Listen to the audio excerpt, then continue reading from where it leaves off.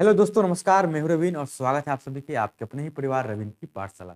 दोस्तों, आज की इस वीडियो में शुरुआत कर रहे हैं मैथ्स का प्रैक्टिस सेट 17। जो चपरासी सिविल कोर्ट में चपरासी पद पे जो फॉर्म भरे हैं उनके लिए 17 और 35 का 35 क्वेश्चन आपको मैं इसमें एकदम ट्रिक की सहायता से सोल्व करने का बताऊंगा। और मैं लाइव क्लास नहीं ले रहा हूँ, इसका यही कारण है कि मैं जल्दी से जल्दी इसको वीडियो के माध्यम से तुरंत बुक को खत्म कर दूंगा। मैथ तो अब खत्म होने ही वाला है, 4-5 सेट और बचा है, तो आपको 2 से 3 दिन में सारा प्रोवाइड करवा देंगे हम। साथ में इंग्लिश और हिंदी जो बचेगा उसका भी हम सेट करवा देंगे। उसके बाद आप लोग का जो भी फरमाइश होगा बुक का, जो भी पब्लिकेशन बोलिएगा उस पब्लिकेशन से चलेगा। तो ज़्यादा बात नहीं करते हुए चलिए चलते हैं बिना टाइप गवाए हुए पहले क्वेश्चन की तरफ। और पहला क्वेश्चन ये रहा आपके स्क्रीन पर। विशेष के लिए आप मेरा व्हाट्सएप नंबर पता ही होगा आपको, वहां से आप पूछ लीजिएगा कोई भी इन्फॉर्मेशन। देखिए लिखा गया क्वेश्चन में कि 0.126 कॉमा 0.36 और कॉमा 0.96 का एलसीएम यानी कि लॉस आपको ज्ञात करना है। जब इस प्रकार के प्रश्न है और दशमलव वाला हो और उसका हल निकालना है एलसीएम, तो आपको घबराना बिल्कुल नहीं। आपको क्या करना है कि जो लिखा गया है ना उसको दशमलव हटा लेना है। दशमलव हटाएंगे तो आप क्या लिखेंगे, 126 डिवाइड एक लिखेंगे डेसिमल, यानी कि दशमलव के बाद 3 अंक है तो आप 3 जीरो देंगे ना, यहाँ पे 3 जीरो दे दीजिए। कॉमा 0.36 है तो आपको 36 ही लिखना है डिवाइड, इसके बाद 2 अंक है यानी कि 2 जीरो दे देंगे। कॉमा 96 है तो 96 लिख दीजिए, एक लिखेंगे, 2 अंक यानी कि 2 जीरो। इतना यदि आप कर लेते हैं और इसका एलसीएम निकालने का बात है तो क्या करते हैं, इसमें अंश हो गया और ये हर में परिवर्तन हो गया, अंश बटा हर में परिवर्तन है, तो बस कुछ नहीं करना है। एलसीएम निकालने का यदि बात किया है तो ऊपर वाला का एलसीएम निकालना है। ऊपर वाला का क्या निकालना है, इसका एलसीएम। ऊपर वाला का एलसीएम और नीचे वाला का एचसीएफ और डिवाइड कर देना है, यही आपका आंसर होगा। तो ऊपर वाला का एलसीएम आप निकालेंगे तो क्या आप कॉपी कलम लेकर निकालने के लिए भिड़ेंगे? नहीं, आपको ऑप्शन देखने से पता चल जाए कि इसका एलसीएम क्या होगा, क्योंकि ऑप्शन सब में सेम है। डिफरेंट रहता तो निकालते, डिफरेंट तो है ही नहीं, तो सब में ऑप्शन सेम है। यानी कि क्या चीज है लिखा हुआ जो ऑप्शन सब में सेम लगता है, क्या लिखा हुआ है, तो 2016 सब में है, इसमें भी है, इसमें भी है, इसमें भी है।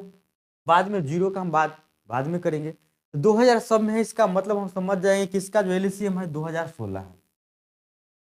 डिवाइड नीचे वाला का एचसीएफ निकालना है तो 100 1000 का एचसीएफ 100 होगा।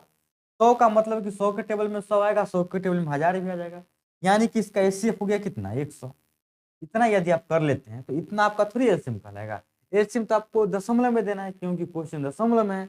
इसको दशमलव में बदल देंगे, यानी कि यह 20.16 आपका आंसर हो जाएगा, जो कि ऑप्शन नंबर आपको ए में ही लिखा गया है। उम्मीद है कि यहाँ तक आप अच्छी तरीके से समझ गए होंगे। चलिए बढ़ते हैं अगले क्वेश्चन की तरफ। और अगला क्वेश्चन ये रहा आपके स्क्रीन पर। देखिए क्वेश्चन क्या लिखा गया है। क्वेश्चन लिखा गया है किसी वस्तु के अंकित मूल्य पर 45% की एकल छूट और दूसरी 20% और 25% की जो क्रमागत छूट के बाद विक्रय मूल्य के बीच का अंतर 124 रुपया है, तो वस्तु का अंकित मूल्य बताना है।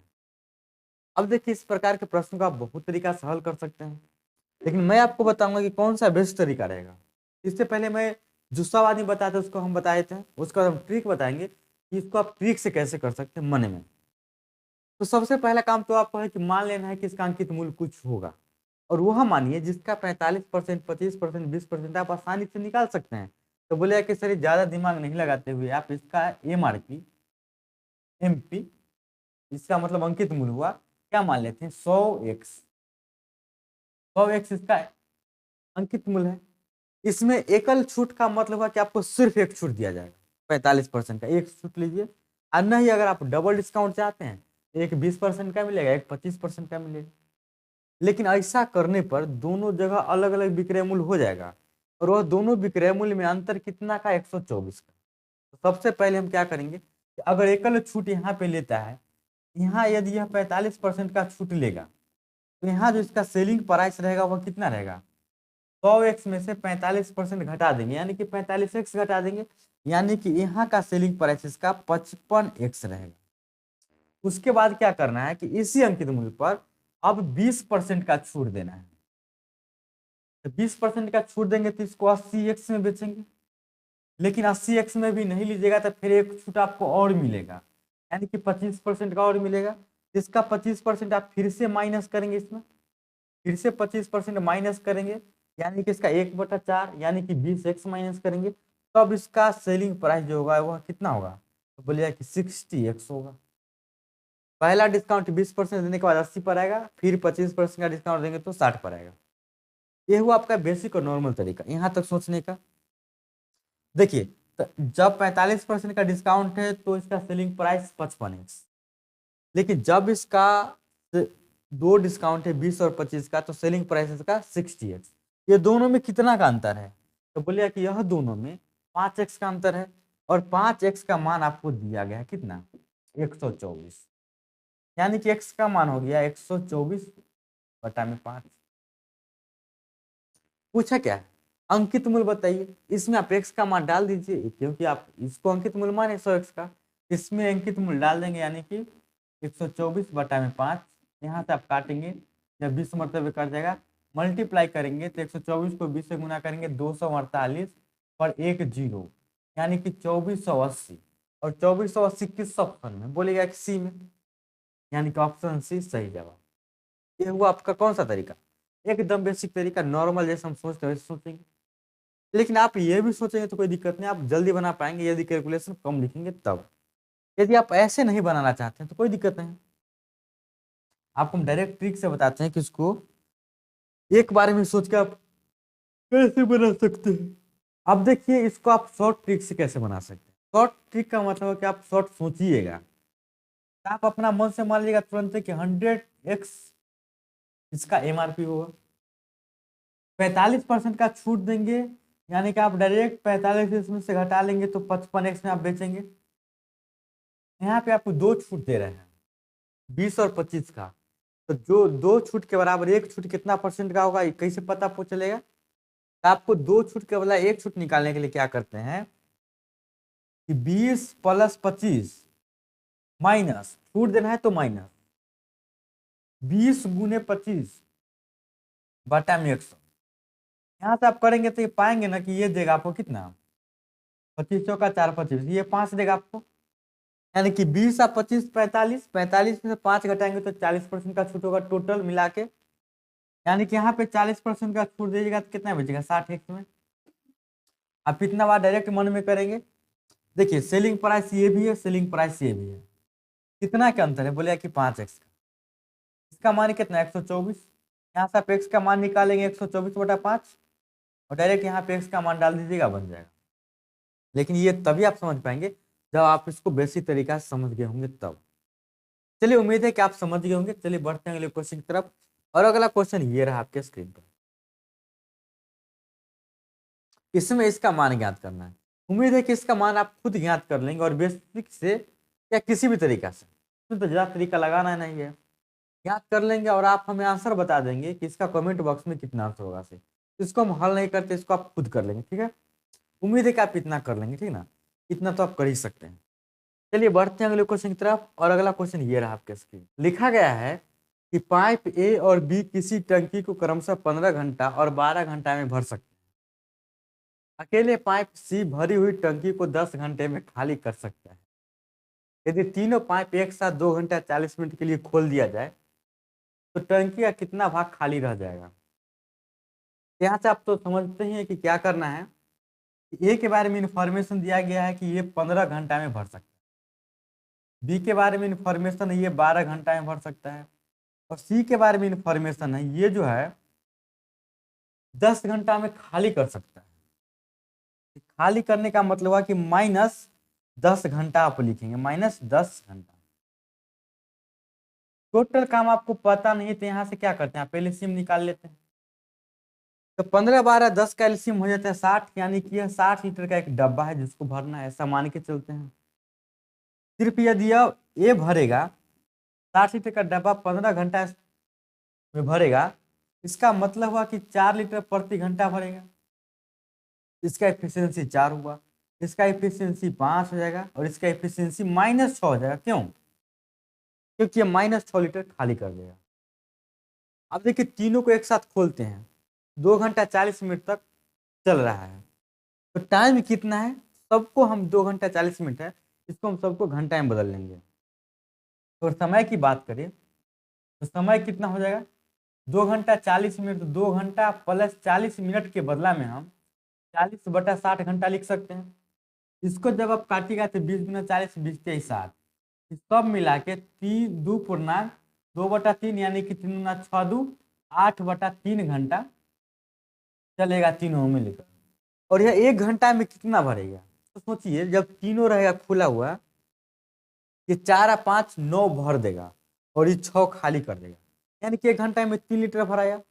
1 घंटा में यदि 3 लीटर भराया तो 8/3 घंटा में कितना भराएगा, तो भराएगा कितना, भरा हुआ टंकी, भरा हुआ कितना होगा, तो 8/3 गुने 3 के हिसाब से भरेगा, यानी कि 8 लीटर भरा हुआ है। अब 8 लीटर भरा हुआ है तो कितना ऐसा लीटर है, मतलब कितना पानी है जो शेष रह गया इसमें भरने के लिए, या कितना खाली है। तो 60 लीटर के डब्बा में 8 लीटर अभी तक आपने भरा, तो कितना खाली रह जाएगा, बोलिए कि 52 लीटर खाली रह जाएगा। खाली की बात करें तो खाली कितना रहेगा, 52 लीटर खाली रहेगा।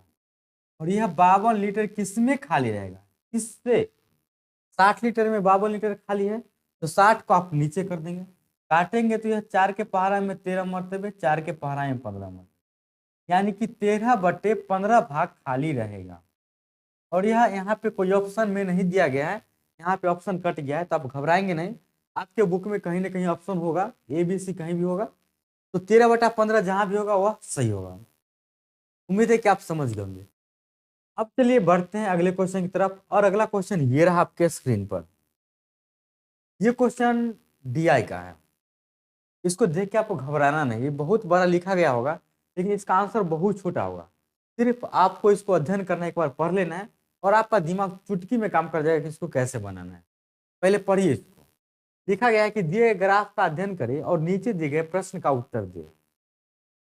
5 वर्ष में कंपनी ABC द्वारा कंप्यूटर का उत्पादन और निर्यात 1000 में दिया गया है। ये वर्ष का नाम लिखा गया और यहाँ पे अंक लिखा गया है कि यह कितना निर्यात और उत्पादन होता है।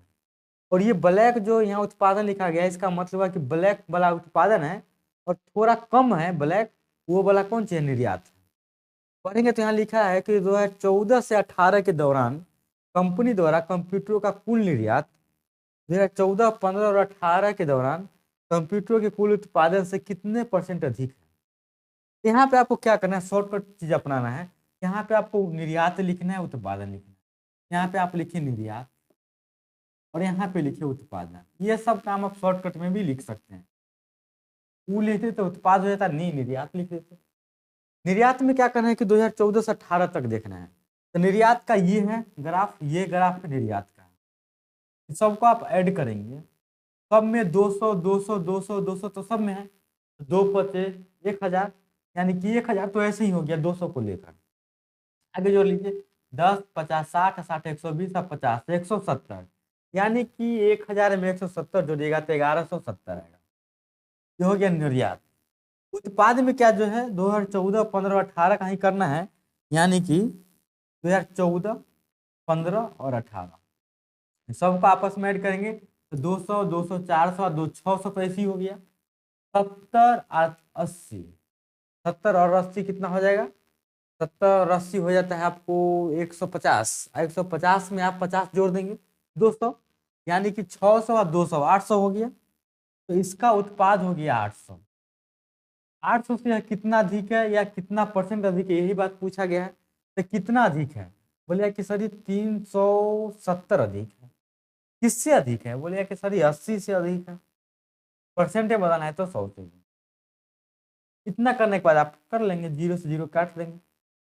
8 को इससे अगर डिवाइड करेंगे ना आप, तो क्या पाएंगे, 8 चौक 32, बच गया 5, 5 पे 0, 8 छक 48, 2 बच गया, 8 दूना 16, 8 पचे 40, दशमलव दिए और इसको आप 10 से मल्टीप्लाई करेंगे।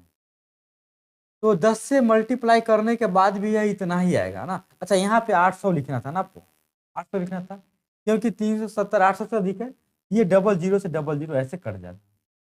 तो कितना गया 46.25%। और यह किस ऑप्शन में दिया गया है? बोलिए कि ऑप्शन बी में दिया गया है। तो ऑप्शन बी सही जवाब। चलिए बढ़ते हैं अगले क्वेश्चन की तरफ, और अगला क्वेश्चन ये रहा आपके स्क्रीन पर। लिखा गया है कि किसी वस्तु को 5.75% लाभ पर बेचा गया। यदि यह वस्तु 1.2% हानि पर बेची जाती तो रुपये 1390 कम प्राप्त होते। तो वस्तु का क्रय मूल्य ज्ञात करना है। तो आपको इसमें ज्यादा दिमाग नहीं लगाना है, बेसिक्स हम बता ही देंगे, साथ में ट्रिक से ही बता देंगे, ठीक है। देखिए बेसिक्स अगर इसको आप बनाएंगे तो कैसे बनाएंगे? तो बेसिक से आप सीपी पता नहीं, कॉस्ट प्राइस, हम सीपी 100x मान लेते हैं। 5.75% लाभ पर बेचेंगे तो इसको हम कितना ही बेचेंगे? इसका सेलिंग प्राइस 105.75 इतना हो जाएगा एक। लेकिन इतना भी हम नहीं बेच के हम 1.2 के हानि में बेचते हैं, यानी कि हम दूसरा एसपी कितना आ जाएगा? 1.2% इससे घटा देंगे, यानी कि कितना हो जाएगा? 98.8 हो जाएगा। बोला गया कि ऐसा करने पर 1390 कम प्राप्त होगा। अब देखिए 1390 कम प्राप्त होने का मतलब है कि हम इतना लाभ पे न बेच के इतना हानि पे बेचेंगे तो इतना कम लाभ होगा। इतना से ये कितना कम है? तो बोले कि सर इसको तो घटाना पड़ेगा, हमको घटा के देखना पड़ेगा। तो घटा के आप देख लीजिएगा कितना आएगा सो। लेकिन हम आपको डायरेक्ट बताते हैं कि इसका आंसर कितना होगा डायरेक्ट घटा के। इसमें आप कितना ऐड किए हैं? बोलिए कि सर जी +5.75। इसमें कितना घटाए हैं? बोले कि सर जी 1.2। अब देखिए दोनों डिफरेंस, एक प्लस में एक माइनस में, तो यहाँ से लेकर यहाँ तक का अंतर निकालने के लिए जो आप निकालेंगे वो तो आएगा ही। तो वह कितना आएगा? तो ये दोनों का आप आपस में ऐड कर दिए उतना ही आएगा, यानी कि 5 1 6 75 और 20 95, यानी कि 6.95 इसका अंतर आएगा। एक्स घटाएंगे भी तो इतना ही आएगा। और इसका अंतर किसके बराबर है? 1390 के बराबर। यहाँ से आपको पता चल जाएगा कि 6.95 एक्स का मान है 1390। यहाँ से यदि आप एक्स का मान निकालेंगे ना, इसको कैंसिल करेंगे इससे, यह कट जाएगा आपको 200 मरतबे, ठीक है। अब 200 मरतबे कट गया तो इस 200 को आप क्या करेंगे? जो आप 100x माने सीपी उसमें डाल देंगे ताकि सीपी निकल जाए। यहाँ पे आप डाल दीजिए। तो 100 को जब 200 से मल्टीप्लाई करेंगे आप सीपी निकालने के लिए, यह कितना देगा आपको? यह देगा आपको 20,000। तो 20,000 किस ऑप्शन में है? बोले कि सर जी ऑप्शन ये डी में दिख रहा है, यानी कि डी सही जवाब। बस बात खत्म। ये रहा आपका बेसिक अप्रोच। यदि इसको हम ट्रिकी अप्रोच से बात करें तो बस कुछ नहीं करना है, इतना देखते 5.7 पर यदि इस यदि इसका ट्रिकी अप्रोच का बात करें तो आपको क्या देखना है कि 5.75% लाभ है तो प्लस दे देंगे, 1.2% हानि है तो माइनस दे देंगे। एक प्लस में है एक माइनस में, तो अंतर इसका जोड़ के निकलेगा, यानी कि आप डायरेक्ट यहाँ से अंतर निकाले थे कितना का? 6.95% का। तो अंतर हो जाता 6.95%, और इसका मान आपको दिया गया है कितना? 1390। और आपको निकालना है सीपी। तो सीपी अपने आप में कुछ भी होगा तो 100% होगा, यानी कि 100% का मान निकालना था। तो यहाँ से 1% का मान आप निकालेंगे 200, और 100% का मान निकालने के लिए 100 गुने 200, यानी कि डायरेक्ट यहाँ पे 20,000 आ जाता है। तो आप ऐसे भी कर सकते हैं, कोई बड़ी बात नहीं है। चलिए बढ़ते हैं अगले क्वेश्चन की तरफ, और अगला क्वेश्चन ये रहा आपके स्क्रीन पर। देखिए लिखा गया है कि किसी बेलन और गोले की त्रिज्या का माप दिया गया है, इन दोनों के आयतन भी बराबर है। तो बेलन का वक्र पृष्ठीय क्षेत्रफल निकालना है। कोई बड़ी बात नहीं, इसको आप निकाल सकते हैं, बस आपको फॉर्मूला पता होना चाहिए। फॉर्मूला क्या है कि हम बेलन बनाए, यह बनाए बेलन। उम्मीद है कि आपको दिख रहा होगा। ये रहा बेलन, और ये रहा आपका गोला। ये रहा आपका गोला। गोला ऐसे बनाते हैं। इसका माप त्रिज्या दिया गया है। तो त्रिज्या कितना दिया गया है? तो यहाँ से आप त्रिज्या यदि आप इसको लिखेंगे, आर बराबर 10.5 है। इसको आप डायरेक्ट 105/10 लिख सकते हैं। और यहाँ भी आर बराबर वही बात दिया गया है, 105/10। बोला गया है कि इसका आयतन भी बराबर है। इसका वक्र पृष्ठीय क्षेत्रफल निकालना है बेलन का। तो इसका आयतन बराबर है, तो दोनों का यदि हम आयतन की बात करें, इसका आयतन को यदि हम V1 मानते हैं तो इसका V2, तो V1 भी बराबर क्या होगा V2, V1 बराबर V2। बेलन का आयतन आपको पता होना चाहिए कि पाई आर स्क्वायर एच होता है, तो ये पाई आर स्क्वायर एच, और पाई की जगह पे आप पाई ही रखिए, पाई आर स्क्वायर एच, और इसका आयतन होता है 4/3 पाई आर क्यूब, तो 4/3 पाई आर क्यूब। यहाँ से आप क्या करेंगे, ज्यादा दिमाग नहीं लगाते हुए पाई का मान क्यों रखेगा, पाई का मान काट दीजिए, बराबर है। तो यहाँ देखिए आर स्क्वायर से ये आर स्क्वायर कट जाएगा, यानी कि यहाँ सिर्फ आर बच जाएगा। तो यहाँ से आपको पता चलेगा ना कि एच बराबर 4/3 आर होगा, यानी कि जहां भी एच का मान रखना है वहां पे आप 4/3 आर लिख दीजिए। निकालना आपको क्या है, बेलन का वक्र पृष्ठीय क्षेत्रफल। तो बेलन का वक्र पृष्ठीय क्षेत्रफल होता है 2 पाई आर एच। बेलन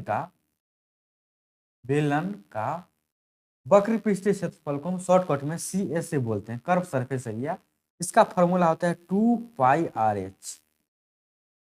अब यहाँ क्या करना है आपको, 2 लिखिए, पाई का मान आपको 22/7 लिखना है। आर का मान क्या लिखेंगे आप, देखिए आर का मान आप क्या लिखेंगे, तो एच के जगह पे आप लिख सकते हैं, या आप आर का मान यहाँ से डायरेक्ट कितना बैठा सकते हैं, कि आप यहाँ से आर का मान अगर यहाँ पे आर छोड़ते हैं तो ये एच के मल्टीप्लाई में आ जाएगा, ये तो 4/3 तो 3/4 आ जाएगा, यानी कि आर के जगह पे आप 3/4 गुने एच लिख सकते हैं, और पहले से एच दिया गया है, और इसी को आपको निकालना है। अच्छा, यहाँ पे तो आर का मान आपको दिया गया, यहाँ पे आप आर का मान क्यों लिखिए, ज्यादा दिमाग क्यों लगा रहे हैं, बस यहाँ पे आपको आर का मान लिख देना है। आर का मान जब यहाँ पे लिखेंगे तो आर का मान कितना दिया गया, 105/10, 105/10, और एच का जो मान है ना वह 4/3 गुने आर का मान जो है वो रख देंगे। अब इसको आप हल कर लेंगे, और यहाँ से आप आंसर निकाल पाएंगे कि इसका आंसर कितना होगा। काट सकते हैं आप इसको, ये अगर काटेंगे ना तो 2 के पहाड़ा में 5 मरतबे कर दीजिए, और 5 के पहाड़ा में 21 मरतबे कट जाएगा, और यहाँ से काटेंगे ना तो ये 7 के पहाड़ा में 3 मरतबे कट जाएगा। उसके बाद यदि इसको आप काटेंगे तो यहाँ काट सकते हैं, 3 के पहाड़ा में यह कट जाएगा, 3 के पहाड़ा में 3 3 9 3 5 15 35 मरतबे। फिर 5 के पहाड़ा लेंगे तो 5 7 35, 5 दूना 10 काट लेंगे, 2 दूना 4 काट लेंगे, और कटेगा ये। अब तो नीचे कुछ कटने का बचा ही नहीं बचा, तो क्या हुआ, इधर बचा 22 गुने 7 दूना 14, 14 तिहाई 42, यानी कि 22 गुने 42। जब इसको यदि आप आपस में मल्टीप्लाई करेंगे तो उम्मीद है कि आंसर को निकाल पाएंगे। तो 22 गुने 42 कितना हो जाता है, 22 दूना 44 के 4 हासिल 4, 22 चौक 88, 4 92, यानी कि 924 किस ऑप्शन में दिया गया है, तो 924 ऑप्शन सी में दिया गया है, यानी कि ऑप्शन सी सही जवाब। उम्मीद है निकाल लेंगे। एच का मान 4/3 आ रहा है, और आर का मान आपको पता है, यहाँ पे आर का मान रखेंगे, एच का मान आ जाएगा, निकल जाएगा यहाँ से। तो चलिए बढ़ते हैं अगले क्वेश्चन की तरफ, और अगला क्वेश्चन ये रहा आपके स्क्रीन पर। देखिए लिखा गया है कि 8% वार्षिक चक्रवृद्धि ब्याज की दर से 6250 पर 2 वर्ष में प्राप्त चक्रवृद्धि ब्याज ज्ञात करें। जब ब्याज वार्षिक रूप से चक्रवृद्धि होता है, क्या करना है इसमें, 8% चक्रवृद्धि ब्याज, 8% चक्रवृद्धि ब्याज है, तो सबसे आसान तरीका रहता है कि 8% को आप 8/100 लिख लेंगे। यहाँ से इसको काटेंगे तो 4 दूना 8, 4 के पहाड़ा में 25, यानी कि अगर यह प्रिंसिपल लिखते हैं या अमाउंट लिखते हैं तो नीचे वाला प्रिंसिपल होता है, ब्याज मिलता है तो जोड़ के लिखेंगे 25 का 27 हो जाएगा। टाइम 2 वर्ष दिया गया है, इसका पावर आप 2 लिख देते हैं, यही तो करते हैं आप। एक कर लेंगे तो ये 625 आ जाएगा, ये 729 आ जाएगा। देखिए 625 का राशि है, 729 इसका अमाउंट हो गया। यहाँ से ब्याज कितना मिला घटा लेंगे, इसको आप घटाएंगे ना तो ये 75 में 29 जोड़ दीजिए, तो 75 में 29 कितना हो जाएगा, 104, 104 आ जाएगा। अब 104 के ही मल्टीप्लाई में इसका आंसर होना चाहिए, इसका ब्याज मिला 104, तो 104 के मल्टीप्लाई में आंसर होगा, कौन सा होगा, 1040, यानी कि ऑप्शन है। कैसे निकालेंगे, आप ऐसे भी निकाल सकते हैं, 6250 है तो 6250 लिख लीजिए, डिवाइड 6250 क्या है, प्रिंसिपल है और यहाँ पे प्रिंसिपल 625 है, तो 625 ब्याज कितना मिलता है 104। इसको आप काटेंगे 10 मरतबे काट देंगे, गुना करेंगे 1040 ही आएगा, यानी कि ऑप्शन है सही जवाब। उम्मीद है कि आप समझ गए होंगे। चलिए बढ़ते हैं अगले क्वेश्चन की तरफ, और अगला क्वेश्चन ये रहा आपके स्क्रीन पर। लिखा गया है कि एक विशेष लेन देन में 14.2/7% का लाभ हुआ, क्रय मूल्य विक्रय मूल्य का कितने अंश?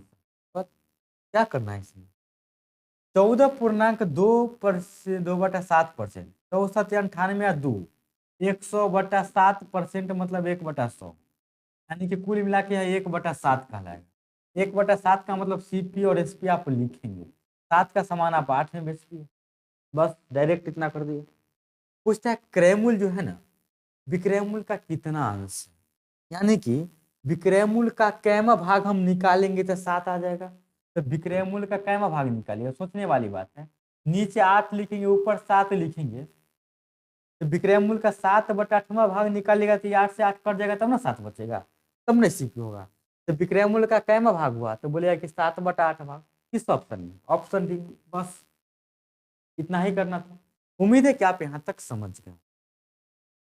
चलिए बढ़ते हैं अगले क्वेश्चन की तरफ, और अगला क्वेश्चन ये रहा आपके स्क्रीन। देखिए लिखा गया है कि किसी संख्या और उसके व्युत्क्रम का औसत एक है, इसके वर्ग घन और 4 घात का औसत कितना है? किसी संख्या पता नहीं है, तो ये संख्या हम x ले लिए, इस संख्या प्लस में इसका व्युत्क्रम यानी कि इसका उल्टा, और इसका औसत एक है। क्या वो संख्या हो गया? 2 एवरेज एक है, तो इसको जोड़ के कितना आएगा? एवरेज से हम मल्टीप्लाई करे थे नंबर ऑफ संख्या से, एवरेज एक है, नंबर ऑफ संख्या 2 है, यानी कि इसका जोड़ के 2 आएगा। अब आपको निकालना क्या है? इसका वर्ग यानी कि x² प्लस घात 4 घात, अच्छा x का वर्ग, x का घन प्लस x का 4 घात, इसका आपको निकालना है क्या? औसत। तो 3 संख्या 3 से भाग दे दिए।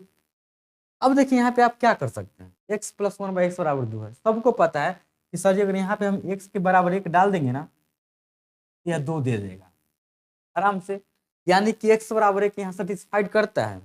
x बराबर यहाँ सेटिस्फाइड करेगा तो वही काम करना है ना, यहाँ x के मान डालिएगा तो 1 आएगा, यहाँ भी 1 आएगा और यहाँ भी 1 आएगा, डिवाइड करेंगे 3 से, यानी कि 3/3 कितना आ जाएगा? बोलिएगा कि 1 आ जाएगा, यानी कि एक सही जवाब है जो कि ऑप्शन ए में। बस चलिए बढ़ते हैं अगले क्वेश्चन की तरफ, और अगला क्वेश्चन ये रहा आपके स्क्रीन पर। लिखा गया है कि 11 10 12 13 15 117 का माध्य 15 है, x का मान ज्ञात करना कुछ है, इसमें माध्य दे दिया गया है 15। इसको तो आप बना लेंगे, हमें तो बनाने का जरूरत नहीं है, फिर भी हम शॉर्ट कट में बना देते हैं। सबको जोड़ लेंगे, 11 10 21 12 33 13 46 15 61 17 61 17 68 10 78 78 प्लस x बराबर 15 माने तो 15 गुने 1 2 3 4 5 6 7, यानी कि 7। यहाँ पे x बराबर हो जाएगा 105 - 78, यानी कि यह 22 5 27, जो कि ऑप्शन सी में दिया गया। बस ये छोटी काम आप कर लेंगे। चलिए बढ़ते हैं अगले क्वेश्चन की तरफ, और अगला क्वेश्चन ये रहा आपके स्क्रीन। लिखा गया है कि 4 क्रमागत विषम संख्या ABCD, इसका औसत 18 है, तो बी और सी का औसत ज्ञात करना। अब आपको पता है ना, औसत का मतलब है सबसे बीच में, क्रमागत रहेगा तो और ज्यादा बीच में। क्रमागत संख्या है तो हम यह मान के चलते हैं कि इसका औसत अगर 18 है, यहाँ पे हम लिख दिए, ये तो सम संख्या हो गया, ये तो आपका औसत न है, लेकिन आपको पास जो 4 संख्या है वो चारों संख्या विषम संख्या है। तो विषम संख्या, तो एकरा से पहले विषम संख्या क्या रहा होगा? 17, एकरा से पहले विषम संख्या रहा होगा 15, दुगुने हो गया, और दुगुने कर देंगे, हो गया 4 गो। एकरा बाद विषम संख्या रहा होगा 19, और एकरा बाद विषम संख्या रहा होगा, देखिए 15 17 19 21 विषम संख्या, सबको जोड़िएगा ना तो कितना आएगा? 72 आएगा, और सबको जब निकालेंगे आप औसत तो 18 देगा, और 18 इसका औसत है, यानी कि 19 और 17 के बीच में है जो औसत होगा। पूछा क्या है? अब ABCD इसका मानिए, माने कि ए है, बी है, ये सी होगा तो डी हो। पूछा क्या है कि बी और सी का औसत ज्ञात करना है, इसका और इसका औसत ज्ञात करना है। तो 17 प्लस 19 36 हो जाता है, दो संख्या 2 से भाग दे देंगे, यानी कि औसत इसका 18 ही आएगा, क्योंकि इस दोनों के बीच में 18 है। ऑप्शन किस सही होगा, कौन सा ऑप्शन सही होगा, तो बोलिए कि ऑप्शन डी सही। उम्मीद है कि यहाँ तक समझ गए होंगे आप। चलिए बढ़ते हैं अगले क्वेश्चन की तरफ, और अगला क्वेश्चन ये रहा आपके स्क्रीन पर। क्वेश्चन है कि दो संख्याओं का अनुपात 9:13 है और उनका औसत 6 है, तो उनका लॉस ज्ञात करना है। अनुपात दिया गया है 9:13। ये संख्या परफेक्ट नहीं है, तो परफेक्ट बनाने के लिए हम एक्स लगाते हैं बार बार। यह बात आप हम बोल रहे हैं कि जब अनुपात में है, परफेक्ट बनाना है, एक्स से मल्टीप्लाई कर दीजिए। इसका यदि हम एचसीएफ की बात करें, तो एचसीएफ का मतलब होता है कि जो दोनों में कॉमन है, तो दोनों में कॉमन तो एक्स माने तो एक्स आ जाएगा, एचसीएफ एक्स। और वहां पे 6 दिया गया है मौसम, यानी कि एक्स बराबर 6 हो गया। समझ गए। इसका लॉसा निकालना है। अब इसका लॉसा निकालेगा तो क्या होगा, कुछ कॉमन कटने वाला है पहाड़ा में ना, 13 17 से, यानी कि इसका जो एलसीएम होगा 117 100, यानी कि एक्स के मान यहाँ पे डाल देंगे 17 गुने 6, मल्टीप्लाई कर देंगे, आ जाएगा 7 छक 42 2 हासिल 4, हम 6 4 10 7 702। किस ऑप्शन में, सी में। उम्मीद है कि ये सब आ रही है, उम्मीद है कि इस सब बातें आप समझ। चलिए बढ़ते हैं अगले क्वेश्चन की तरफ, और अगला क्वेश्चन ये रहा आपके स्क्रीन। लिखा गया है कि ए बी और सी किसी काम को क्रमशः 10 15 और 30 दिनों में कर सकते हैं। यदि बी और सी प्रत्येक तीसरे दिन एक ही सहायता से करते हैं, तो काम का 40% भाग कितना दिन में पूरा हो जाएगा। कुछ करना था इसमें, कुछ नहीं करना है, बस आपको छोटी बातें मानना है, बात खत्म। इसको छोटा करते हैं। ए बी और सी क्रमशः 10 15 30 दिन में कर सकता है, तो बस यहां से लिखिए ए 10 दिन में करेगा ये, फटाफट बी 15 दिन में करेगा, और सी इसको 30 दिन में करेगा। काम के बारे में पता नहीं रहता है, हम क्या मान लेते हैं, इसका एलसीएम। 10 15 30 का एलसीएम कितना होगा 30। यहाँ से डिवाइड कर करके लिखेंगे तो 10 क्या 30, 15 गुना 30, 30 से कम 30। पूछा क्या गया है कि बी और सी प्रत्येक तीसरे दिन एक ही सहायता से काम करते हैं, तो काम का 40% ही भाग कितना दिन में पूरा हो जाएगा। बस काम का 40% भाग कितना होगा, तो इसका 40% निकाल लीजिए। इसका जब आप 40% निकालेंगे तो 0 0 0 0, यानी कि 12 काम को आपको करना है। 12 काम आप कितना दिन में कर सकते हैं। अब देखिए, बी और सी प्रत्येक तीसरे दिन एक ही सहायता से करता है, मतलब तीसरा दिन करेगा एक ही सहायता से। और बी और सी कितना दिन करेगा काम, 3 काम डेली कर रहा है, तो पहला दिन 3 होगा, दूसरा दिन भी 3 होगा, और तीसरा दिन भी 3 होगा ना। तो 3 काम तो हो गए, 3 क्या 9 काम। नहीं, यहां से देखिए, तीसरा दिन तो किसका सहायता लेगा, तीसरा दिन ए का सहायता लेगा, तो 2 दिन तक दोनों बी या सी करेगा। तो 2 दिन तक यदि बी या सी करता है, 2 दिन की हम बात करते हैं, तो बी या सी मिलकर करेगा, तो 2 1 3, तो बी या सी मिलकर 2 दिन में 6 काम निपट लेगा। और काम कितना करना है 12। अब 12 काम बचा, 12 काम में से 6 काम कर लिया। अब ए बी सी सब करेगा, तो 3 2 5 1 6। अगला तीसरा दिन, मतलब तीसरा दिन में जाएगा तो 6 काम एक के बारे में हो जाएगा ना, हो जाएगा एक के बारे में, काम तो निपट गया नहीं।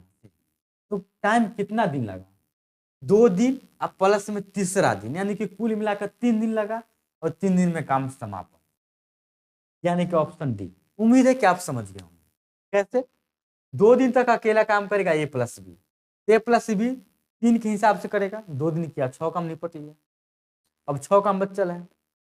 तीसरा दिन क्या करता है कि ए को भी शामिल कर लेता है, जब ए शामिल हो जाएगा तो 2 1 3 3 6 काम हो जाएगा, मतलब एक दिन में ही 6 काम को यह निपट लिया। तो तीसरा दिन में 6 काम कर लिया, तो कुल मिला के 12 काम हो गया, कितना दिन में समाप्त हो गया, तो तीसरा दिन समाप्त, यानी कि ऑप्शन डी सही। चलिए अब देखते हैं नेक्स्ट क्वेश्चन, और नेक्स्ट क्वेश्चन ये रहा आपके स्क्रीन। इसको तो उम्मीद है कि आप कर लेंगे, यह सरलीकरण का क्वेश्चन है। एक तो हम छोड़ दिए हैं, लेकिन इसको नहीं छोड़ेंगे। हाँ, तो आप लोग बोलिए कि सर जी को आता नहीं। देखिए, इसको हल करने के लिए आप क्या करेंगे, ये ब्रैकेट के बाहर उन्हें 7/2 दे गुना में, तो पहले तो आप इसका आंसर निकालिए। अब इसका आंसर निकालिएगा तो आप देखिए इसका आंसर डायरेक्ट लिख लीजिए वहीं से, एलसीएम वहीं से आप रफ करके, 5 दूना 10 और 3 13/5, भाग है तो गुना कर देंगे, 5 का 5 और 2 7/5, 7/5 तो उल्टा लिखेंगे आप, 5/7 गुने देंगे आप 5, यही ना करेंगे। भाग है तो आप डिवाइड में लिखेंगे और माइनस देंगे आप।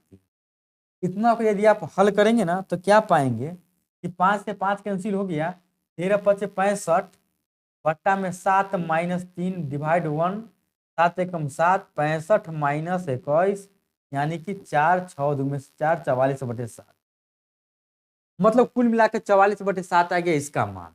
इसका मान आ गया इसका मान। तो यहाँ से आप देख सकते हैं लिखल है 8×5 आप डायरेक्ट 40 लिख दीजिए, -3 का मतलब गुना, और इसका डायरेक्ट मान हम लिख देंगे 44/7। अब जो भी आंसर आएगा उसको हम गुना कर देंगे 7/2। तो यहाँ से हल कर लीजिए, 44 चाहिए कितना हो जाएगा, तो 40/1 माइनस 44 चाहिए 132/7, 7 एक एलसीएम 7, 40×7 = 280 माइनस 132, इसको घटाएंगे ना आप तो 0 में से 2 गया, यानी कि 10 में से 2 गया 8, 7 में से 3 गया 4, बच गया 2 में से गया 148/7 हो जाएगा ये। और यहाँ 7/2 पहले से गुना में है, बस इसको आप कैंसिल कर लीजिए, 7 से 7 उड़ा दीजिए, 2 के पहाड़ा में काट, 2 से 14 2 चौका 74 आ गया काट के, और 74 सी ऑप्शन में है, यानी कि ऑप्शन सी सही जवाब। ये कोई बड़ी बात नहीं, कैलकुलेशन आप कर लेंगे, ठीक है। दिक्कत होगा हमसे पूछ लेंगे। चलिए बढ़ते हैं अगले क्वेश्चन की तरफ, और अगला क्वेश्चन ये रहा आपके स्क्रीन। लिखा गया है कि 1800 मीटर लंबी सड़क को एक व्यक्ति 6 मिनट में पार करता है, तो व्यक्ति की चाल ज्ञात कीजिए किलोमीटर प्रति घंटा। अब आपको पता है कि मीटर प्रति सेकंड से हम किलोमीटर प्रति घंटा में जाते हैं, तो यहाँ पे मीटर प्रति सेकंड निकालेंगे। अब देखिए इसका चाल क्या है, जो चाल दिया गया उसको आप लिखिए, तो चाल बराबर दूरी बटा समय, दूरी 1800 मीटर है और नीचे में 6 मिनट है, तो मीटर बटा सेकेंड, मीटर प्रति सेकेंड रहेगा, आसान रहेगा। तो 6 मिनट हम नहीं लिखे, डायरेक्ट हम 6 को 60 से गुना करके यानी कि 360 सेकेंड लिख देंगे, ये मीटर प्रति सेकेंड में आ जाएगा। जब मीटर प्रति सेकेंड में आएगा तो इसको हम किलोमीटर प्रति घंटा में करने के लिए 18/5 से मल्टीप्लाई कर देते हैं। अब यहाँ से आप कैंसिल कर लीजिए, ये 0 से 0 गायब, 18 के पहाड़ा में 2 मरतबे, 2 के पहाड़ा में 90, और ये 5 के पहाड़ा में कर जाएगा 18, यानी कि 18 किलोमीटर प्रति घंटा की चाल से वह व्यक्ति चल रहा है, ऑप्शन डी में। समझ गए होंगे, कोई बड़ी बात नहीं है। उम्मीद है कि यहाँ तक आपको क्लियर हो गया होगा। तो चलिए बढ़ते हैं अगले क्वेश्चन की तरफ, और अगला क्वेश्चन ये रहा आपके स्क्रीन पर। लिखा गया है कि दो संख्याएं तीसरी संख्या से क्रमशः 17% 50% कम है, 17% 50%, तो दोनों संख्या का अनुपात निकालना। आपको तीसरी संख्या पता नहीं, तो मान लीजिए ना कि जो तीसरा संख्या होगा अपने आप में 100%, दूगो संख्या, ये पहला है ये दूसरा है, क्रमशः 17% कम, इससे 17% कम होगा यानी कि कितना होगा 83%, इससे 50% कम यानी कि यह भी 50% होगा। दोनों का अनुपात निकालना है, बस क्या करना है, कुछ नहीं करना है, परसेंट से परसेंट उड़ा दीजिए, अब कटेगा नहीं, नहीं कटेगा, इसका मतलब हुआ कि 83:50 ही कहलाएगा, जो कि ऑप्शन नंबर डी में दिया गया। कोई दिक्कत नहीं। अगर आपको कोई दिक्कत है तो डिस्क्रिप्शन में लिंक है टेलीग्राम से, वहाँ से ज्वाइन कीजिए, वहाँ पूछ लीजिए, हम जरूर है कि आपको हेल्प करेंगे। आपको वह भी दिक्कत है, मेरा व्हाट्सअप नंबर आपको पता ही होगा, मेरा व्हाट्सअप नंबर क्या है, तो आप मेरा व्हाट्सअप नंबर लीजिए, वहाँ आप मैसेज कीजिएगा, हम आपको जरूर हेल्प करेंगे आगे बढ़ने में, पढ़ाने लिखाने में। 73 52 47 73 43, इस पर आप व्हाट्सअप कर देंगे, हम आपको हम बता देंगे कि आपको क्या समस्या है ना, उसका हल कैसे होगा। तो चलिए विदाउट टाइम गवाए हुए चलिए बढ़ते हैं अगले क्वेश्चन की तरफ, और अगला क्वेश्चन ये रहा आपके स्क्रीन पर। आपको दिख रहा होगा ये क्वेश्चन क्या लिखा गया है। लिखा गया है यदि किसी त्रिभुज का एक कोण 74 डिग्री है तो दो अन्य आंतरिक कोणों के समद्विभाजकों के बीच का कोण ज्ञात करें। बस क्या करना है आपको, आपको यह त्रिभुज है, इसका एक कोण 74 डिग्री है, कितना है 74 डिग्री, ये 74 डिग्री है। बाकी जो दो कोण बचा इसको समद्विभाजक करने वाला जो भुजा होगा उसके बीच का कोण बताना है। यानी कि इसका समद्विभाजक हम मान लेते हैं, इसका समद्विभाजक ये है और इसका समद्विभाजक ये है, और इसका जो कोण है ना इसके बारे में आपको बताना है कि ये कितना डिग्री का। तो जब भी इस प्रकार के कोण आपको निकालना है तो ऊपर वाला का देखिए 74 है ना, इसका क्या होगा, कुछ नहीं करना है आपको। आपको क्या करना है, ई कोण निकालने के लिए आपको 90 में ऐड कर देना है जो इसके ऊपर रहेगा उसका आधा, यानी कि 74 का आधा। तो 90 में आप 37 ऐड कर देंगे यानी कि 170। किस ऑप्शन में है, तो ऑप्शन बी में है। यह सब एक थ्योरम है, जब आप ज्योमेट्री पढ़ेंगे कंटिन्यू तो उसमें आपको पता चलेगा। ये कोण जो होता है ना इस कोण का 90 प्लस हाफ होता है। उम्मीद है कि आप यहाँ तक समझ गए होंगे। चलिए अब देखते हैं नेक्स्ट क्वेश्चन, और नेक्स्ट क्वेश्चन ये रहा आपके स्क्रीन। लिखा गया है राधा 1000 नहीं सॉरी, लिखा गया है कि राधा 10,000 में कंप्यूटर टेबल और 5,000 में सेंटर टेबल खरीदती है। वह कंप्यूटर टेबल को 8% के लाभ पर बेचती है और पूरे लेन देन में 10% का लाभ होता है, तो उसे सेंटर टेबल को कितने % लाभ पर बेचना चाहिए। जब इस प्रकार के प्रश्न आएगा तो आप एलिगेशन लगाइए। बेसिक से तो आप बना ही लेंगे, और आप बुक में भी देखेंगे तो बेसिक से आपको समझ में आ जाएगा, लेकिन इसको एलिगेशन से बनाएंगे तो कैसे बनाएंगे। ये लिखे हम कंप्यूटर टेबल, ये लिखे कंप्यूटर टेबल, और ये लिखे हम centre table, centre table. Computer table को हम कितना पर बेचते हैं, 8% के लाभ पे। सेंटर टेबल के बारे में पता नहीं तो यहाँ पे हम x% मान लेते हैं, और टोटल जो कुल मिला के लाभ होता है उसको हम बीच में लिखते हैं, यानी कि कुल मिला के 10% का लाभ। अब यहाँ से अब इसको आप घटाएंगे ना, इसको इसके साथ घटाएंगे, इसको इसके साथ, तो यह देगा आपको कॉस्ट प्राइस का रेशियो। यानी कि इसको इसके साथ घटाएंगे तो माइनस में आप नहीं लिखेंगे, 10% में से 8% घटाएंगे तो यह 2 हो जाएगा। 2% भी लिख सकते हैं, वहाँ परसेंट से परसेंट गैप हो जाएगा। और इसको जब आप घटाएंगे तो यह कितना हो जाएगा, x माइनस 10। देखिए अभी 10 में से 8 घटा है ना, तो अब इसमें ये बड़ा होगा, ये बड़ा है तो ये छोटा है तो ये बड़ा होना चाहिए। ये 10 में से आप घटाएंगे x, यानी कि x माइनस आप 10 लिखेंगे यहाँ पे। ये अनुपात जो देगा यानी कॉस्ट प्राइस का अनुपात देगा, और कॉस्ट प्राइस का अनुपात आप डायरेक्ट लिख सकते हैं कितना, ये 5,000 है और ये 10,000 है, तो 5 एकम 5 है, 5 गुना 10, यानी कि 2:1 हो गया। अब यह दोनों कॉस्ट प्राइस का ही रेशियो है, यह फाइनली कॉस्ट प्राइस का रेशियो देता है, ये बात आपको पता होना चाहिए। और कॉस्ट प्राइस का रेशियो आपको पता है पहले से, ये दोनों आपस में क्या होना चाहिए, बराबर होना चाहिए। जब दोनों को आपस में बराबर कीजिएगा तो यहाँ से आप क्या लिखिएगा, x माइनस 10 बटा में 2 बराबर हो जाएगा 2 बटा में 1। क्रॉस मल्टीप्लाई करेंगे तो x माइनस 10 बराबर 4, यानी कि x बराबर कितना हो जाएगा 14, यानी कि 14% पर इसको बेचना चाहिए। यहाँ पे आप 14% हो गया, जो x का मान आ गया वही सही, यानी कि ऑप्शन कौन सा सही हुआ, ऑप्शन सही हो गया ए। उम्मीद है कि आप समझ गए होंगे एलिगेशन के माध्यम से। चलिए बढ़ते हैं अगले क्वेश्चन की तरफ, और अगला क्वेश्चन ये रहा आपके स्क्रीन पर। लिखा गया है कि पी और उसके 3 दोस्तों का औसत भार 55 किलोग्राम। यदि पी अपने 3 दोस्तों के औसत भार से 4 किलोग्राम अधिक है तो पी का भार किलोग्राम में बताना। कंडीशन लिखिए, पी और उसका 3 दोस्त, तो पी का वजन हम पी मान लेते हैं, और इसका तीनों दोस्त का वजन हम 3 गुने डी मान लेते हैं। मान लेते हैं कि सबका वजन डी होगा, दोस्त को डी शॉर्टकट में बोल सकते हैं, तो 3D। सबको यदि आपस में हम जोड़ेंगे तो 55 किलोग्राम तो इसका एवरेज है। आदमी है 3 1 4, यानी कि 55 गुने 4, तो 55 गुने 4 कितना हो जाएगा 220 kg। ये किसका भार है, पी प्लस इसके 3 दोस्त का 3D का। उसके बाद यदि पी अपने 3 दोस्तों के औसत भार से 4 किलोग्राम अधिक। अब देखिए 3 दोस्तों का हम वजन कितना माने 3D माने हैं, अब पी का पी माने तो कुल मिला के जोड़ के 220 kg देता है। ये 3 दोस्तों का औसत वजन कितना हो जाएगा, कि टोटल वजन इसका 3D हुआ, इसका औसत वजन की हम बात करें तो हम 3 से डिवाइड करेंगे तो इसका औसत वजन कितना आ जाएगा, डी आ जाएगा। तो बोला गया है कि पी अपने 3 दोस्तों के औसत भार से मतलब पी का जो वजन है अपने 3 दोस्तों के औसत भार थे, इसका औसत भार कितना हो जाएगा, डी से 4 अधिक है, यानी कि D+4। यहाँ से आपको पता होना चाहिए कि पी जहां भी वहां पे हम D+4 रखेंगे। तो पी का मान D+4 इसमें आप रखिएगा।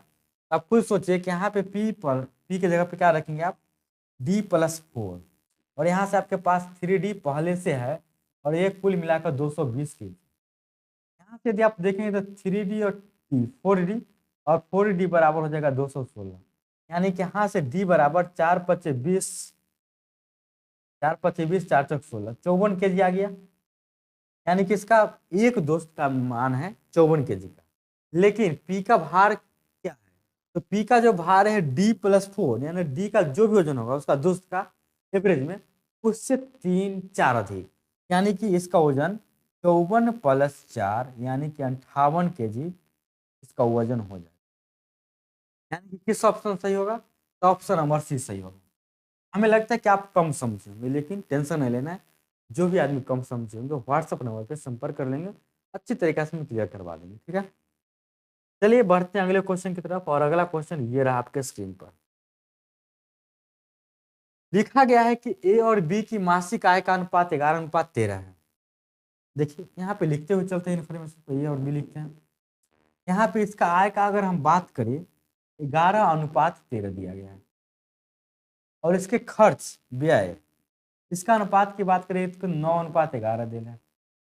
अब खुद सोचिए कि आय में से खर्च घटा देंगे तो बचत आ जाएगा, यहाँ पे बचत लिखते हैं।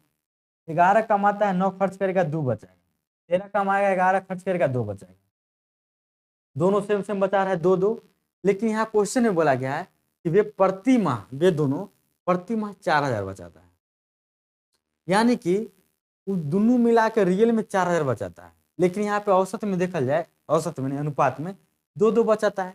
इसका मतलब हुआ कि 2 का मान हो गया कितना, अगर इसको हम x रख देते हैं, सबको x मानते हैं, सबको परफेक्ट बनाने के लिए x मानते हैं, तो x का यानी कि 2x का जो मान हो जाएगा यह 4,000 हो जाएगा। तो पूछा क्या गया है, तो उनकी आय में रुपए का अंतर ज्ञात कीजिए, यानी आय में कितना का अंतर है, बस इसके आय में कितना का अंतर होगा। यह 11x है, 13x, अंतर 2x का, और 2x का मान आपको ऑलरेडी अभी पता चल गया है 4,000, यानी कि डी ऑप्शन सही। आगे कुछ नहीं करना। तो चलिए बढ़ते हैं अगले क्वेश्चन की तरफ, और अगला क्वेश्चन ये रहा आपके स्क्रीन पर।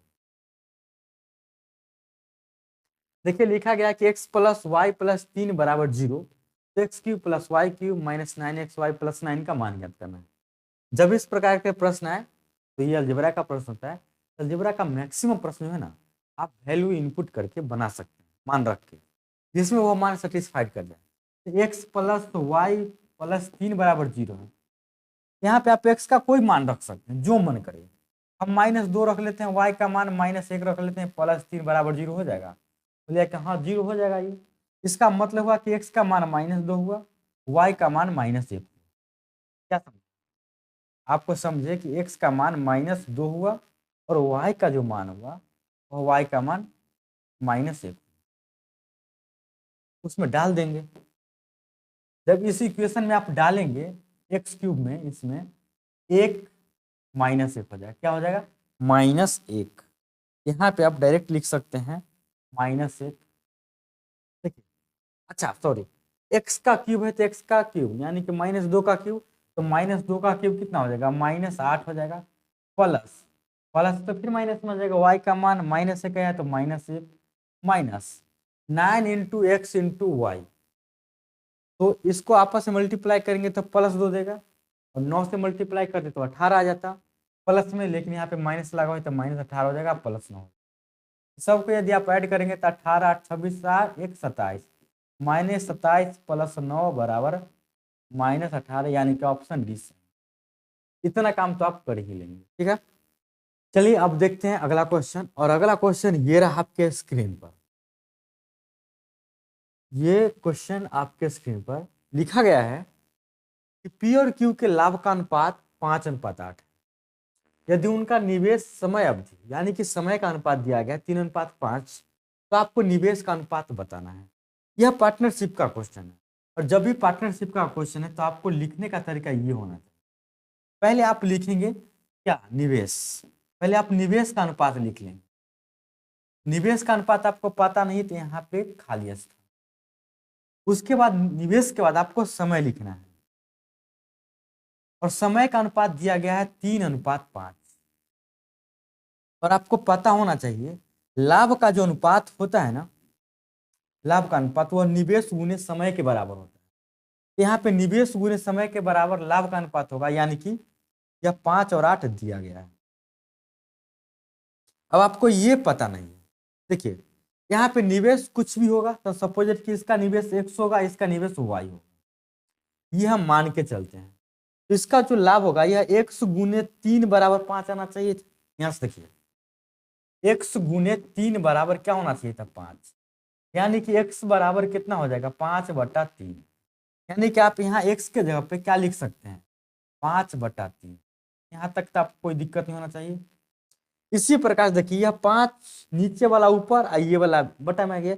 इसी प्रकार से यहाँ y बराबर 8/5 हो जाएगा। इसको अनुपात में बदलना है तो क्या करेंगे आप, क्रॉस मल्टीप्लाई कर दीजिए। 5×25 तो यहाँ पे 25 हो जाएगा, अनुपात 8×3 = 24। यानी कि 25:24 आएगा, जो कि ऑप्शन ए में दिया गया है। यानी कि ऑप्शन ए सही जवाब। चलिए बढ़ते हैं अगले क्वेश्चन की तरफ, और अगला क्वेश्चन ये रहा आपके स्क्रीन पर। निम्नलिखित व्यंजक का मान ज्ञात कीजिए। इसका मान तो आप ज्ञात कर ही लेंगे, ये कोई भारी बात नहीं है। ज्ञात करके आप हमें कमेंट बॉक्स में इसका आंसर बताइएगा, ठीक है। अब देखिए नेक्स्ट क्वेश्चन। नेक्स्ट क्वेश्चन ये रहा आपके स्क्रीन पर। यदि एक गोले का आयतन 48-51 सेंटीमीटर क्यूब है तो उसका व्यास कितना है ये बताना है, और पाई के जगह पे 22/7 लेना। तो गोला का आयतन आपको हम तुरंत बताएं 2-3 क्वेश्चन पहले कि गोला का जो आयतन होता है ना, वह आयतन होता है 4/3। कितना होता है, आयतन होता है 4/3 पाई आर क्यूब। तो पाई के जगह पे हम डायरेक्ट 22/7 ले लेते हैं, और आर क्यूब यानी कि आर क्यूब, और यह बराबर दिया गया है 4851। इतना तो आप कर ही लेंगे। जब इतना आप कर लेंगे ना तो आप काट दीजिए। 11 के पहाड़ा में 2 मरतबा, और 11 के पहाड़ा में 11×4 = 44 बच गया 4, 5 11×4 = 44, 11 कमेगा। यहाँ यह और कटेगा क्या, और तो नहीं कटेगा, हमें नहीं लग रहा कि अब ये कटेगा।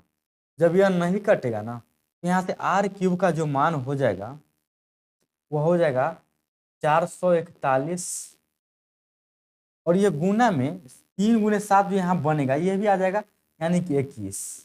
आप बट्टे में 4×2=8। यहाँ से आप आर का मान निकाल लेंगे। इसको आर का मान निकालने के लिए इसमें क्यूब लगा देंगे घन, और 441 को आप क्या लिख सकते हैं, 21×21, यानी कि कुल मिलाकर 321 हो जाएगा। 321 गुना में, और 8 के बदला में आप 2×2 लिख सकते हैं। यहाँ से यह आर का मान आ जाएगा 1 21 बाहर, 1 2 बाहर, 21/2। लेकिन आपको आर यानी कि रेडियस थोड़ी ना निकालना है, आपको निकालना है व्यास। और व्यास जो होता है ना वह त्रिज्या का 2 गुना होता है, पता है। यानी कि व्यास बराबर डी बराबर इसका 2 गुना कर देंगे। 21/2 का 2 गुना जब करेंगे ना, 2 से 2 कट जाएगा, तो कुल मिला के 21 बचेगा, यानी कि 21 सेंटीमीटर सही जवाब, जो कि ऑप्शन ए में है। कोई दिक्कत, कोई दिक्कत नहीं होना चाहिए। चलिए बढ़ते हैं अगले क्वेश्चन की तरफ, और अगला क्वेश्चन ये रहा आपके स्क्रीन पर। इसमें आपको बताना है कि नीचे दी गई भिन्नों में सबसे बड़ी भिन्न कौन सी है। इसको तो आप 2-3 तरीका से पता कर सकते हैं। पहला बात तो आप इसमें डिवाइड करके ही पता कर लेंगे। तो डिवाइड करके तो आप पता कर ही लेंगे। हम बिना डिवाइड किए हुए आपको बताते हैं कि बिना डिवाइड किए हुए कैसे जानेंगे। तो बिना डिवाइड किए हुए यदि आपको जानना है तो 2/3 लिखिए, थोड़ा हटा के 4/5 लिखते हैं ताकि आपको क्लियरली समझ में आए। 3/8 लिखेंगे, और 1/2 लिखेंगे।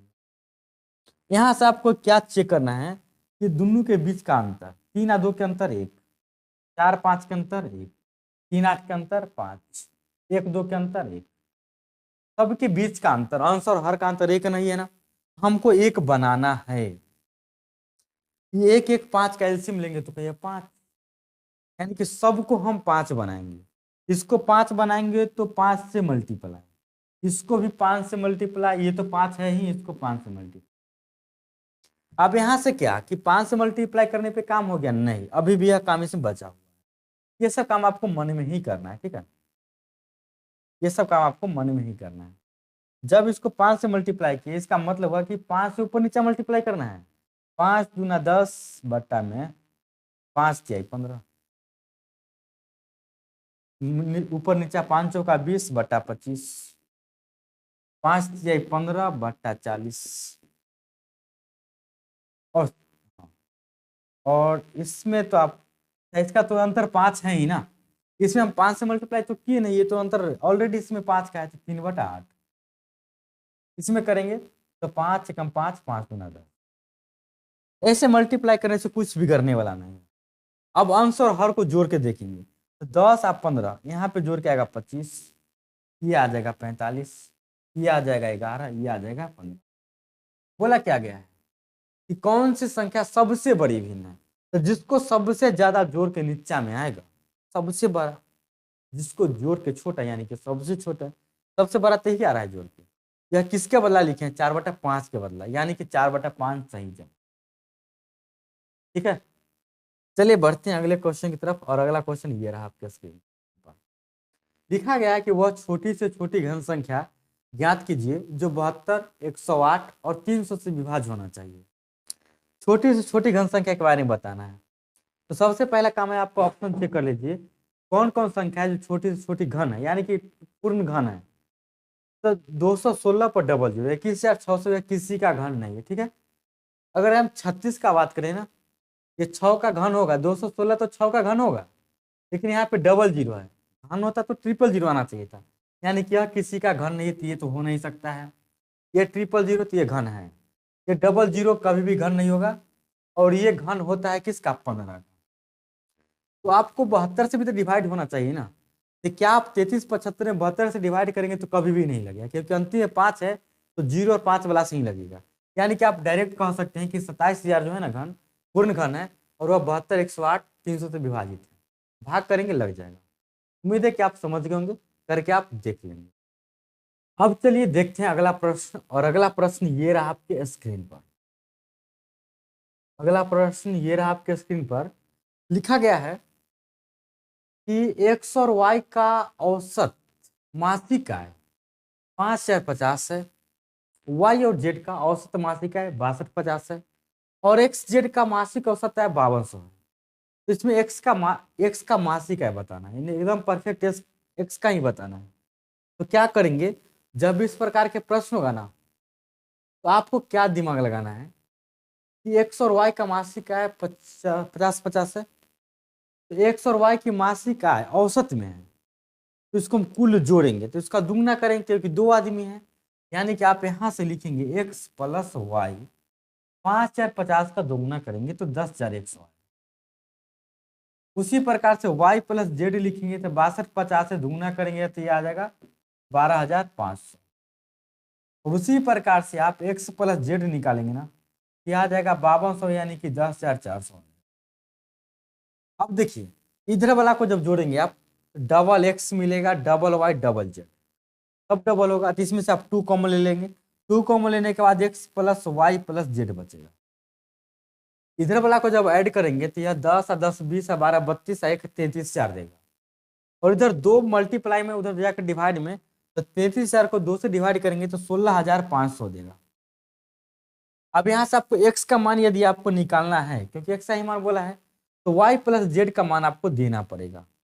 तो y प्लस जेड का मान यदि आप देंगे तो y प्लस जेड का मान कितना देंगे, तो ये दिया गया 12,500। x बराबर कितना हो जाएगा, यहाँ से 16,500 में से आप 12,500 घटा देंगे, यहाँ आपको निकाल के देगा 4,000, यानी कि ऑप्शन सी सही जवाब। उम्मीद है कि आप यहाँ तक अच्छी तरीके से समझ गए होंगे। चलिए बढ़ते हैं अगले क्वेश्चन की तरफ। और अगला क्वेश्चन ये रहा आपके स्क्रीन पर। देखिए लिखा गया है कि एक व्यक्ति अपनी संपत्ति का 40% ए को देता है, ये लिखना चाहिए। पुनः शेष बचे राशि का 25% वह बी को देता है, और पुनः जो बच जाता है वह राशि का 50% सी को देता है। फिर भी उसके पास 50% बच जाएगा, तो उसके पास जो बच गया वो कितना है, 2160 है। तो शेष बचा कुल संपत्ति कितना है? शेष बचा हो तो कुल संपत्ति बोला है ना, यहाँ पे बोला है कि कुल संपत्ति बताइए कितना है। तो आपको कुल संपत्ति पता नहीं है। इस प्रकार के प्रश्न को हल करने के लिए एक्स मान लेंगे कि यह कुल संपत्ति है। कुल संपत्ति क्या मान लेंगे? एक्स मान लेंगे। तो कुल संपत्ति 100 होगा तो उसमें से 40% तो पहले ए को दे देता है, तो जो होगा अपने आप में 100% होगा, और यह ए को दे दिया 40, तो बचा कितना लिया? 60%। अब जो बच्चा है इसके पास अपने आप में 100% होगा, उसके बाद ये 25% फिर बी को दे देता है, ऐसा पागल है। इसके पास बच कितना रहेगा? 75%। अब जो भी बचल है अपने आप में इसके पास 100% है, उसके बाद ये फिर सी को 50% देता है बचा हुआ में से। अब इसके पास अब 50% ही बचेगा। कितना बचेगा? 50%। और ये जो 50% बचेगा ये फाइनली किसके बराबर बचेगा? तो 2160 के बराबर। अब यहाँ से आप कटिंग कुटिंग करके हल कर लेंगे, उम्मीद है इतना काम आप कर लेंगे। 20 × 60 20 × 25 100, 25 × 75 25 चौका 100, 50 × 100। यह 3 × 3 9 होता है, 9 से इसको आप काटेंगे तो 9 × 18 9 चौक 36 240 आ जाएगा। यहाँ से यदि आप एक्स का मान निकालेंगे ना, 240 को मल्टीप्लाई कर देंगे 5 का 20 × 40 से, यानी कि 96/00। और यह किस ऑप्शन में दिया गया है? ऑप्शन डी में। ये सब छोटी मोटी क्वेश्चन है, आप समझ गए होंगे। चलिए बढ़ते हैं अगले क्वेश्चन की तरफ, और अगला क्वेश्चन ये रहा आपके स्क्रीन पर। देखिए छोटा सवाल है, देखिए आपको घबराना नहीं है कि पावर पे पावर दिया गया है। यह 2 के पावर 2 इसके पावर x है बराबर में यह 256 है। अब 256 को हम क्या लिखेंगे? तो देखिए ये 2 है ना इसका बेस, इसका ही बेस हम 2 ही लिखेंगे। अब 256 को हम 2 के पावर में कैसे बदलेंगे? तो आपके लिए बेसिक बात रहा कि 256 के आप अभाज्य गुणनखंड निकालेंगे ऐसे करके। 2 से लगाएंगे 2 × 2 2 दूनी 4 2 8 16, 2 से लगाएंगे 2 × 12 2 × 8, 2 से लगाएंगे 32, 2 से लगाएंगे 16, 2 से लगाएंगे 8, 2 से लगाएंगे 4, 2 से लगाएंगे 2। कितना 2 आ गया? तो आप कहिएगा कि अच्छा सर 2 के पावर 2 इसके पावर x है, और 256 के बदला में हम 1 2 3 4 5 6 7 8, 2 के पावर कितना लिख सकते हैं? 8 लिख सकते हैं। अब यहाँ से आपको एक बात समझ में आना चाहिए कि पावर है तो पावर से पावर गया, यानी कि यह जो बचा यह 2 के पावर x बराबर बचा कितना? 8। अब देखिए फिर 8 जब बचा तो इसको क्या करना है? 8 को भी 2 के पावर में बदल देंगे। जब इसको 8 के बदलेंगे तो 2 के पावर x और 8 के बदला में आप 2 के पावर 3 लिख सकते हैं। यहाँ से फिर बेस से बेस गायब हो जाएगा, यानी कि x के पावर कितना हो गया? x बराबर 3, यानी कि x बराबर 3, जो कि ऑप्शन नंबर बी में दिया। उम्मीद है कि आप समझ गए होंगे। तो ऑप्शन बी सही जवाब है। अब इसको सही जवाब है कि नहीं है, इसको करने के लिए क्या करना है? 2 के पावर 8 है ना, 2 के पावर अगर x के यहाँ पे हम 3 रखते हैं, 2 के पावर 3 8 होता है कि नहीं होता है? तो 2 के पावर यहाँ 8 हो जाता है कि नहीं हो जाता? बोले हाँ हो जाएगा, ऑप्शन से मार देंगे डायरेक्ट 3। तो चलिए चलते हैं अगले क्वेश्चन की तरफ। ये समझ गए होंगे आप। अगला क्वेश्चन ये रहा आपके स्क्रीन पर। क्वेश्चन में लिखा गया है कि 7 × 8 × 9 × 10 के गुणनफल को, मान इसका गुना करके जो आएगा उसको पूर्ण वर्ग बनाने के लिए सबसे छोटी संख्या क्या जोड़ी जानी चाहिए? तो इसको आप आपस में गुना करेंगे ना, 7 8 56 को 9 से गुना करेंगे तो 56 नमा 9 6 54 के 4 हासिल 1 9 5 45 और 5 हासिल 5 50 हो जाएगा ये, और यहाँ 0 50 40। इसमें क्या जोड़ा जाना चाहिए? तो इसका हम क्या करते हैं? वर्गमूल निकालते हैं भाग विधि से। ये लगा दीजिए, 7 के पहाड़े में 7 7 49 लगाएंगे, यही तो करेंगे। घट के यहाँ 1 आएगा, यहाँ पे 7 7 14, यहाँ पे 4 0 उतारेंगे। यहाँ पे कम से कम 1 मरतबे लगना चाहिए, लेकिन यहाँ पे 1 मरतबे लगा तो 141 आना चाहिए था। लेकिन 141 कब आता? जब यहाँ पे 1 रहता।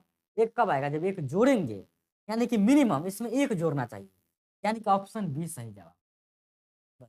1 जोड़ेंगे तो यह 71 का स्क्वायर हो जाएगा, यानी कि इसका वर्गमूल 71 निकल जाता है। चलिए अब देखते हैं अगला प्रश्न, और अगला प्रश्न ये रहा आपके स्क्रीन पर। लिखा गया है कि निम्नलिखित समीकरणों में 2 प्रश्न चिन्हों के स्थान पर क्या आएगा? अब ये प्रश्न चिन्ह यहाँ पे है तो कुछ नहीं, तो x मान लेते हैं, x मान लेते हैं, प्लस गुना कीजिएगा x² आ जाएगा, या 36 × 144 आ जाएगा। अब x का मान निकालना है तो इसमें रूट अंडर चढ़ा देंगे तो 6 निकल के देगा, या 12 निकाल के देगा, यानी कुल मिला के 72 आ जाएगा, जो कि ऑप्शन नंबर बी में। ये सब हम आप कर लेंगे, कोई भारी बात नहीं था। चलिए देखते हैं नेक्स्ट। देखिए नेक्स्ट में लिखा गया है कि अगर a एक प्राकृतिक संख्या है तो 7a² + 7a हमेशा विभाजित होगी। अब देखिए a एक प्राकृतिक संख्या है, तो यहाँ पे आपको एक्सपेरिमेंट करना पड़ेगा। 7a² प्लस में 7 है, फिर 7a² प्लस में 7। 3 बार एक्सपेरिमेंट कर लीजिए, आपको सेटिस्फेक्शन मिल जाएगा, आपको ज़्यादा दिमाग नहीं लगा। ठीक, 7a² प्लस में 7। अब देखिए ए जो है एक प्राकृत संख्या है, हम ए का मान पहले 1 लेंगे। अगर 1 लेते हैं तो 7 गुने 1 का स्क्वायर प्लस 7 गुने 1। एक्सपेरिमेंट कर रहे हैं, 2 लेते हैं, 2 का स्क्वायर प्लस 7 गुने 2, 7 गुने 3 का स्क्वायर प्लस 7 गुने 3। इतना कर लेंगे आप। इतना करने के बाद आप क्या करेंगे, 7 और 7 14 हो जाएगा। ये 2 दूना 4, 4 7 28 और 28 और 14 हो जाएगा। यह कितना, 28 और 14 हो जाएगा 42। तो ये हो जाएगा 42। उसके बाद 3 का स्क्वायर करेंगे, 3 3 9 9 से 63, 63 और 21 कितना हो जाएगा, 63 और 1 64, 64 और 20 84। अब ये 84 21 14 ये सब जो आया है, यह 7 से भी डिवाइड करेगा, 14 से भी हो जाएगा, 7 से भी हो जाएगा, 14 से भी हो जाएगा, 7 से भी हो जाएगा, 14 से भी हो जाएगा। अब देखिए सब 7 और 14 से हो रहा है, इसका मतलब 7 और 14 दोनों से होगा। ऑप्शन ए सही जवाब। केवल 7 से नहीं होगा, कल के सब ऑप्शन में 7 14 लग रहा है, केवल 14 भी नहीं होगा, केवल 21 भी नहीं होगा। ठीक है, यानी कि 7 और 14 दोनों से होगा। समझ गए होंगे। चलिए अब देखते हैं नेक्स्ट क्वेश्चन। ये रहा आपके स्क्रीन, देखिए समझिए इसको। लिखा है कि प्रथम 20 प्राकृतिक संख्याओं का योग क्या होगा। अब प्रथम 20 बोला प्राकृतिक संख्याओं, अब विषम में पूछा है, लिख के आप जोड़ देंगे। प्रथम 100 पूछेगा तब पर भी जोड़ देंगे क्या, नहीं। प्रथम 500 पूछेगा कि बाप रे बाप नहीं होगा। 1000 पूछेगा नहीं होगा। तो क्या फॉर्मूला लगाए जिससे कि इसका हम योग निकाल पाए। तो आपको हम फॉर्मूला खुद निकालने का बताते हैं कि फॉर्मूला क्या होगा। अगर हम प्रथम 3 विषम संख्या बोले, 1 + 3 + 5, इसको जोड़ कर बताइए। 5 3 8 है, 1 9 आया। अगर हम प्रथम 4 बोलते तब 1 + 3 + 5 + 7, इसको जोड़ के बताइए, कहिएगा कि 16। अगर हम प्रथम 5 बोलते तो 1 + 3 + 5 + 7 + 9 करते और बोलते कि सॉरी 25। अब देखिए, तो हम जोड़ का छोटा छोटा काम कर लिए। देखिए संख्या क्या है, 1 2 3, माने कि 9 के बदला हम 3 का स्क्वायर लिख सकते थे। संख्या क्या है, 1 2 3 4, 16 के बदला 4 का स्क्वायर लिख सकते हैं। संख्या क्या है, 1 2 3 4 5, 5 का स्क्वायर हो जाएगा। इसी प्रकार से 20 गो प्राकृतिक संख्या पूछा है विषम, तो 20 गो पूछा यानी कि इसका जो योगफल होगा 20 का स्क्वायर होगा, यानी कि 400 होगा। 400 का मतलब ऑप्शन कौन सा हो गया, ऑप्शन सी। कोई दिक्कत नहीं। यानी कि प्रथम n विषम पूर्णांकों का योगफल विषम प्राकृतिक संख्या का योगफल n², जहां तक रहेगा उतना का स्क्वायर हो गया। अब देखिए लास्ट क्वेश्चन ये रहा आपके स्क्रीन पर। उम्मीद है कि ये क्वेश्चन आप समझ गए होंगे पीछे वाला। देखिए लिखा गया है कि एक कमरे की लंबाई 15 मीटर और 17 सेंटीमीटर तथा चौड़ाई 9 मीटर और 2 सेंटीमीटर है, तो कमरे के अंदर बनी छत पर कम से कम कितनी वर्गाकार टाइल लगाई जा सकती है। जब इस प्रकार के प्रश्न होगा और कम से कम यानी कि मैक्सिमम, मैक्सिमम बड़ा से बड़ा टाइल लेना पड़ेगा हमको। तो मैक्सिमम का जब बात आता है, हाईएस्ट का बात, तो हम एचसीएफ निकालते हैं। तो कैमरा की लंबाई चौड़ाई, कमरा कैमरा नहीं कमरा कितना है, 15 मीटर 17 सेंटीमीटर, तो डायरेक्ट हम 15 से 17 सेंटीमीटर लिख सकते हैं। गुने इसका फर्श का एरिया हम निकालना है 9 मीटर 2 सेंटीमीटर, यानी कि डायरेक्ट हम 902 सेंटीमीटर लिख सकते हैं। ये तो इसका आ गया क्या, क्षेत्रफल। अब मैक्सिमम टाइल्स लगाना है, तो मैक्सिमम टाइल्स निकालने के लिए हम ये दोनों का क्या करेंगे, एचसीएफ लेंगे। अब दोनों का एचसीएफ आप निकालिए क्या आएगा। तो आप दोनों का एचसीएफ आप क्या करेंगे, आप रफ में निकालेंगे ऐसे 902 ऐसे लिखेंगे, 15 17 डिवाइड करेंगे 902 से, एक मरतबे लगाएंगे 902, हटाएंगे 7 में 2 गया 5, 1 15 में से 9 गया 6, 615 902, फिर एक मरतबे लगाएंगे 902 615, हटाएंगे 12 में से 5 गया 7, 9 में से गया 8, ये बचे कितना 8 में 6 गया 2, 287। फिर आप क्या करेंगे कि इधर 287 लिखेंगे और यहाँ पे आप 615 लिखेंगे। क्या मरतबे लगाएंगे, तो बोला कि सर 3 मरतबे, 2 मरतबे लगाइए।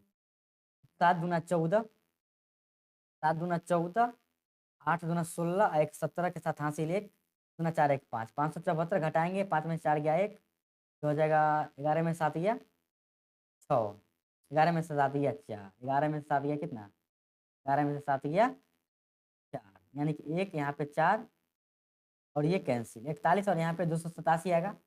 ये 7 मरतबे लग जाएगा, 7 मरतबे लग जाएगा, यानी कि इससे कट गया, तो इसका एचसीएफ हो गया 41, यानी कि 41 गुने 41 का मार्बल लगाएंगे तो मैक्सिमम साइज का होगा और ये कट जाएगा, यानी कि 41 गुने 41 से आप डिवाइड कर देंगे।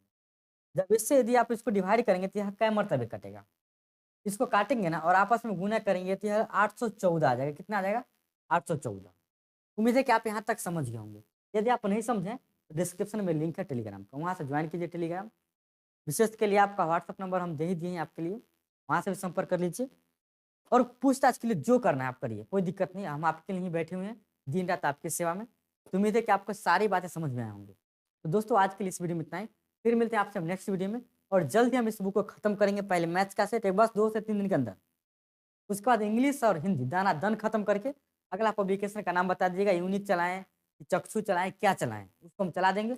2-3 किताब ऐसी ही आपको प्रैक्टिस करवा देंगे ना कि आपका एग्जाम निकलना तय है। तो चलिए फिर मिलते हैं नेक्स्ट क्लास में। वीडियो अच्छा लगा है, कुछ सीखें, आपका सिलेक्शन भगवान करे हो जाए, तो प्लीज़ मेरा भी सपोर्ट कीजिए। आपको क्या करना है कि वीडियो अच्छा लगा है तो प्लीज़ लाइक, सब्सक्राइब और शेयर करना नहीं भूलेगा। यदि आप ये सब काम नहीं किए तो गलत बात है, कर दीजिए और नेक्स्ट वीडियो आप देखिए। तब तक के लिए इतना ही, फिर मिलते हैं आपसे नेक्स्ट वीडियो में। धन्यवाद।